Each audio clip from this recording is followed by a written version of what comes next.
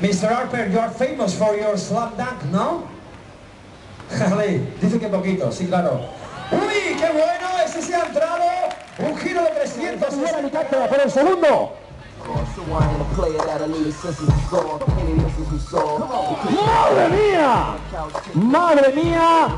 Desde la cintura hacia arriba, la pelota hace un dibujo, una parábola de 300. ¡Uy! Se escapa. Está lesionado, 1,75 de altura, tiene récord de España saltando por encima de 6 personas y en diciembre estará en Nueva York, en Estados Unidos, para intentar superar el récord Guinness de mate saltando por encima de 9 personas. Ha sido invitado expresamente por la gente del récord Guinness. En diciembre estará ahí Desmond, un viaje alucinante, saltando en algún pabellón, en algún estadio con, no sé, 30, 40.000 personas. El espectáculo de la NBA tenéis que ir, si no habéis tenido la suerte hasta ahora. Ahí está la ¡Aleluya! ¡Qué lástima! Bonita la coreografía, un fuerte aplauso. Kraken, puro músculo.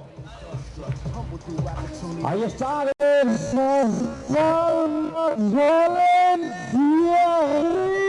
arriba, arriba.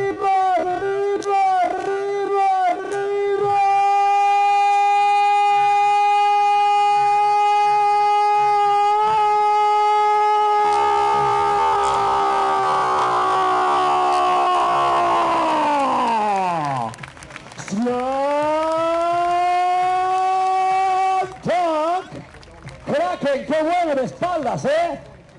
Muy bien, 9, 10. Y el público te dice 10, 10, 10.